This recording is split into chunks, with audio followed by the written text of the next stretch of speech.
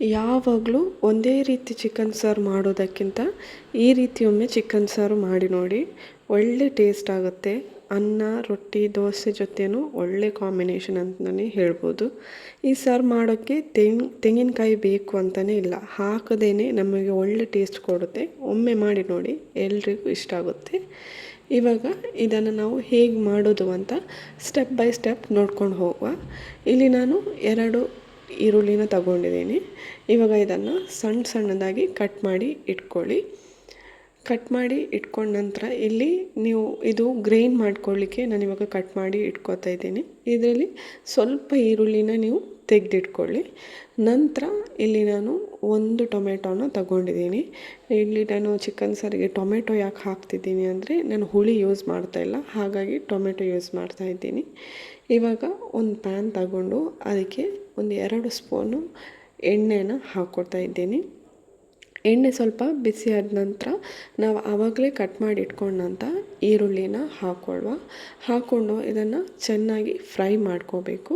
ಇದು ಒಂದು brown ಕಲರ್ಗೆ turn ಆಗೋವರೆಗೂ ಫ್ರೈ ಮಾಡ್ಕೋಬೇಕು. ಇದ್ರ ಜೊತೆ ನಾನಿವಾಗ 2 ಇಡೀ ಬೆಳ್ಳುಳ್ಳಿನ ತಗೊಳ್ತೀನಿ. ಬೆಳ್ಳುಳ್ಳಿ ನಾವು ಎಷ್ಟು ಹಾಕ್ಕೊಳ್ತೇವೋ ಅಷ್ಟು ಚಿಕನ್ ಸಾರು ಟೇಸ್ಟಾಗಿ ಬರುತ್ತೆ. ಒಮ್ಮೆ ಈರುಳ್ಳಿ ಲೈಟ್ ಕಲರ್ ಬ್ರೌನ್ ಆದ ನಂತರ ಇದಕ್ಕೆ ಬೆಳ್ಳುಳ್ಳಿನ ಸ್ವಲ್ಪ ಫ್ರೈ ಮಾಡಿಕೊಂಡು ನಂತರ ಸ್ವಲ್ಪ ಕರಿಬೇವಿನ ಸೊಪ್ಪನ್ನು ಹಾಕ್ಕೊಳ್ಳಿ. ಈ 3 ಕೂಡ ಚೆನ್ನಾಗಿ ಫ್ರೈ ಆಗಬೇಕು. ಈ ಮಸಾಲ ಯಾಕಂದರೆ ನಾವಿದನ್ನು ಗ್ರೈಂಡ್ ಮಾಡ್ಕೋಬೇಕು ಮಸಾಲದ ಜೊತೆನೇ, ಹಾಗಾಗಿ ಸ್ವಲ್ಪ ಒಳ್ಳೆ ಫ್ರೈ ಆದರೆ ಒಳ್ಳೆ ಟೇಸ್ಟ್ ಬರುತ್ತೆ.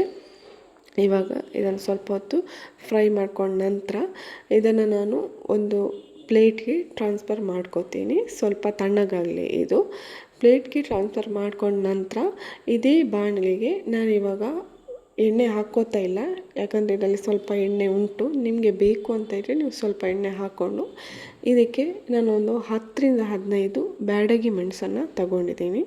4 ಗುಂಟೂರು ಮೆಣಸನ್ನು ತಗೊಂಡಿದ್ದೀನಿ ಖಾರಕ್ಕೆ ಬೇಕಾಗಿ. ಯಾರಿಗೆ ಖಾರ ಜಾಸ್ತಿ ಬೇಕು ಅವ್ರು ಬೇಕಿದ್ದರೆ ಸ್ವಲ್ಪ ಗುಂಟೂರು ಮೆಣಸನ್ನು ಜಾಸ್ತಿನೂ ಹಾಕ್ಕೋಬೋದು, ಕಡಿಮೆ ಬೇಕಿದ್ದರೆ ಕಡಿಮೆನೂ ಹಾಕ್ಕೋಬೋದು. ಇಲ್ಲಿ ಮೆಣಸು ಕೂಡ ಅಷ್ಟೇ ಒಳ್ಳೆ ರೋಸ್ಟ್ ಆಗಬೇಕು.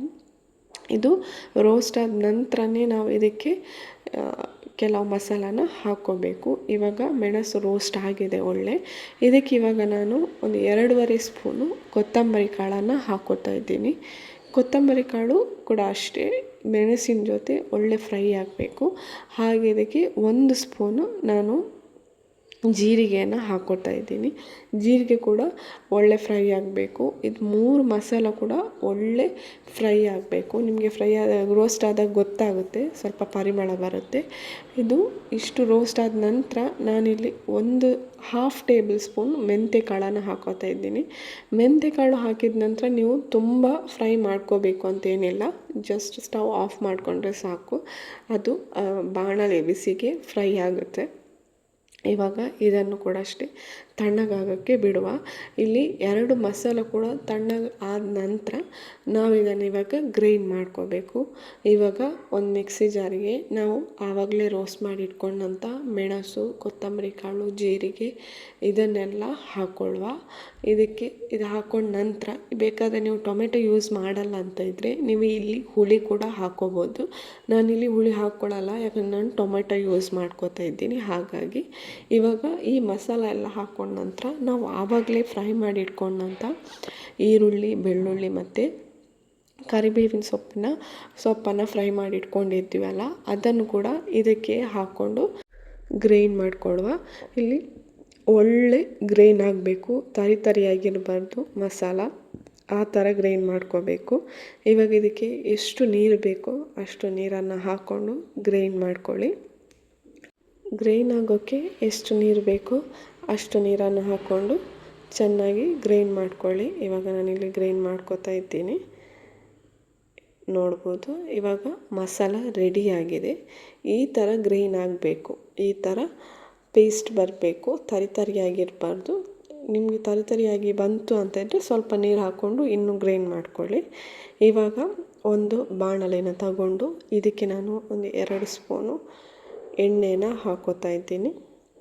ನಂತರ ಎಣ್ಣೆ ಒಮ್ಮೆ ಬಿಸಿ ಆದ ನಂತರ ಇದಕ್ಕೆ ನಾವು ಆವಾಗಲೇ ಕಟ್ ಮಾಡಿಟ್ಕೊಂಡಂಥ ಈರುಳ್ಳಿ ಇತ್ತಲ್ವ, ಅದರಲ್ಲಿ ನಾನು ಸ್ವಲ್ಪ ಈರುಳ್ಳಿನ ತೆಗೆದಿಟ್ಕೊಂಡಿದ್ದೆ, ಯಾಕಂದರೆ ಚಿಕನ್ಗೆ ಹಾಕ್ಕೊಳ್ಳುವಾಗ ಅದಕ್ಕೆ ಬೇಕಾಗುತ್ತೆ ಅಂತ.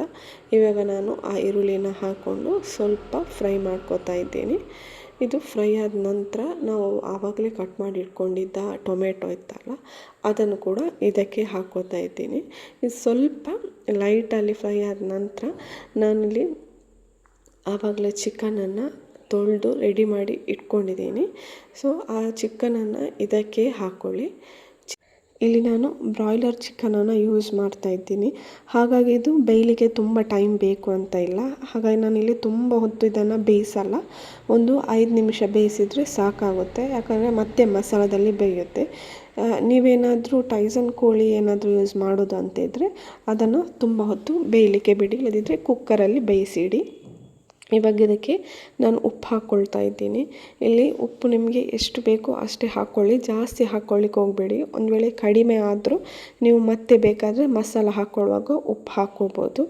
ಇವಾಗ ಇದಕ್ಕೆ ನಾನು ಒಂದು 1/2 ಟೇಬಲ್ ಸ್ಪೂನು ಅರಶಿಣನ ಹಾಕ್ಕೊಳ್ತಾ ಇದ್ದೀನಿ, ಒಂದು 1/2 ಟೇಬಲ್ ಸ್ಪೂನು ಗರಂ ಮಸಾಲಾನ ಹಾಕ್ಕೊಳ್ತಾ ಇದ್ದೀನಿ. ಹಾಕ್ಕೊಂಡು ಇದನ್ನು ಕೂಡ ಅಷ್ಟೇ ಒಳ್ಳೆ ರೀತಿಯಲ್ಲಿ ಮಿಕ್ಸ್ ಮಾಡ್ಕೊಳ್ಳಿ. ಅರಶಿಣ ಮತ್ತು ಗರಂ ಮಸಾಲ ಫುಲ್ ಚಿಕನ್ನಿಗೆ ಸ್ಪ್ರೆಡ್ ಆಗಬೇಕು, ಆ ಥರ ಮಿಕ್ಸ್ ಮಾಡ್ಕೊಳ್ಳಿ. ಉಪ್ಪು ಕೂಡ ಅಷ್ಟೇ ಚಿಕನ್ನಿಗೆ ಸ್ಪ್ರೆಡ್ ಆಗೋ ತನಕ ಮಿಕ್ಸ್ ಮಾಡ್ಕೊಳ್ಳಿ. ಮಿಕ್ಸ್ ಮಾಡಿದ ನಂತರ ಇವಾಗ ಈ ಪ್ಯಾನ್ನ ಲಿಡ್ಡನ್ನು ಕ್ಲೋಸ್ ಮಾಡಿಕೊಂಡು ನಾನೊಂದು 5 ನಿಮಿಷ ಬೇಯಿಸ್ಕೊಳ್ತೀನಿ ಅಷ್ಟೇ, ತುಂಬ ಬೇಯಿಸ್ಕೊಳ್ಳಲ್ಲ, ಯಾಕಂದರೆ ನಾವು ಮಸಾಲ ಹಾಕಿದ ನಂತರ ಬೇಯುತ್ತೆ ಮಸಾಲದ ಜೊತೆ ಕೂಡ. ಹಾಗಾಗಿ ಒಂದು 5 ನಿಮಿಷ ಬೇಯಿಸಿಕೊಳ್ತೀನಿ ಅಷ್ಟೇ ನಾನು. ಇವಾಗ 5 ನಿಮಿಷ ಆಗಿದೆ, ನಾನಿವಾಗ ನೋಡ್ಬೋದು ಚಿಕನ್ನ ನೀರು ಬಿಟ್ಟಿದೆ, ಆದರೆ ತುಂಬ ನೀರು ಬಿಡಲಿಲ್ಲ, ಯಾಕಂದರೆ ನಾನು ತುಂಬ ಬೇಯಿಸಲಿಲ್ಲ. ಹಾಗಾಗಿ ಇವಾಗ ಈ ಟೈಮಲ್ಲಿ ಇದಕ್ಕೆ ನಾವು ಆವಾಗಲೇ ಗ್ರೈಂಡ್ ಮಾಡಿ ಇಟ್ಕೊಂಡಿದ್ವಿ ಅಲ್ಲ, ಆ ಮಸಾಲಾನ ಇದಕ್ಕೆ ಹಾಕ್ಕೊಂಡು ಮಿಕ್ಸ್ ಮಾಡ್ಕೊಳ್ಳಿ. ಇಲ್ಲಿ ನೀವು ಮಸಾಲಕ್ಕೂ ಅಷ್ಟೇ ತುಂಬ ನೀರು ಹಾಕ್ಕೊಳ್ಳಿಕ್ಕೆ ಹೋಗಬೇಡಿ, ಯಾಕಂದರೆ ಚಿಕನ್ ಕೂಡ ನೀರು ಬಿಡುತ್ತೆ. ನಿಮಗೆ ಬೇಕು ಅಂತ ಇದ್ದರೆ ಮತ್ತೆ ನೀರು ಹಾಕ್ಕೋಬೋದು. ಹಾಗಾಗಿ ನಾನಿಲ್ಲಿ ಜಾಸ್ತಿ ನೀರು ಹಾಕ್ಕೊಳ್ತಾ ಇಲ್ಲ, ಸ್ವಲ್ಪ ನೀರು ಹಾಕ್ಕೊಂಡು ಬೇಯಲಿಕ್ಕೆ ಬಿಡ್ತಾ ಇದ್ದೀನಿ. ಇವಾಗ ಮಸಾಲ ಹಾಕ್ಕೊಂಡು ಲಿಡ್ ಕ್ಲೋಸ್ ಮಾಡಿ ಒಂದು 10ರಿಂದ 15 ನಿಮಿಷ ಒಳ್ಳೆ ರೀತಿಯಲ್ಲಿ ಬೇಯಬೇಕು. ಚಿಕನ್ ಕೂಡ ಬೇಯಬೇಕು, ಮಸಾಲ ಕೂಡ ಬೇಯಬೇಕು. ಇವಾಗ ನೋಡ್ಬೋದು ಚಿಕನ್ ನೀರು ಬಿಟ್ಟಿದೆ, ಹಾಗೆ ಮಸಾಲ ಕೂಡ ಒಳ್ಳೆ ಕುದೀತಾ ಇದೆ. ಈ ರೀತಿ ಮಸಾಲ ಬೆಂದರೆ ಸಾಕಾಗುತ್ತೆ. ಇವಾಗ ಈ ಟೈಮಲ್ಲಿ ನೀವು ಉಪ್ಪು ಎಲ್ಲ ಕಡಿಮೆ ಇದ್ದರೆ ಈ ಟೈಮಲ್ಲಿ ನೀವು ಹಾಕ್ಕೋಬೋದು. ಹಾಕ್ಕೊಂಡು ಒಮ್ಮೆ ಮಿಕ್ಸ್ ಮಾಡಿಕೊಂಡ್ರೆ ಸಾಕಾಗುತ್ತೆ. ಇವಾಗ ನಾನಿಲ್ಲಿ ಕಟ್ ಮಾಡಿದಂಥ ಕೊತ್ತಂಬರಿ ಸೊಪ್ಪನ್ನು ಹಾಕ್ಕೊಳ್ತಾ ಇದ್ದೀನಿ. ಲಾಸ್ಟಲ್ಲಿ ಕೊತ್ತಂಬರಿ ಸೊಪ್ಪನ್ನು ಸ್ಕಿಪ್ ಮಾಡೋಕ್ಕೆ ಹೋಗಬೇಡಿ, ಯಾಕಂದರೆ ಕೊತ್ತಂಬರಿ ಸೊಪ್ಪು ಈ ಸಾರಿಗೆ ಒಳ್ಳೆ ಫ್ರೇಗ್ರೆನ್ಸ್ ಕೊಡುತ್ತೆ. ಹಾಗಾಗಿ ಕೊತ್ತಂಬರಿ ಸೊಪ್ಪನ್ನು ಹಾಕ್ಕೊಳ್ಳಿ. ಇವಾಗ ಹಾಕ್ಕೊಂಡು ಒಂದು 1 ಮಿನಿಟ್ ಮಿಕ್ಸ್ ಮಾಡಿಕೊಂಡು ಗ್ಯಾಸ್ ಆಫ್ ಮಾಡ್ಕೊಳ್ಳಿ. ಇವಾಗ ನೋಡ್ಬೋದು ರೆಡಿಯಾಗಿದೆ ಚಿಕನ್ ಸಾರು. ನಿಮಗೆ ಖಂಡಿತವಾಗ್ಲೂ ಇಷ್ಟ ಆಗುತ್ತೆ, ಒಮ್ಮೆ ಟ್ರೈ ಮಾಡಿ, ಡಿಫ್ರೆಂಟ್ ಆಗಿರುತ್ತೆ.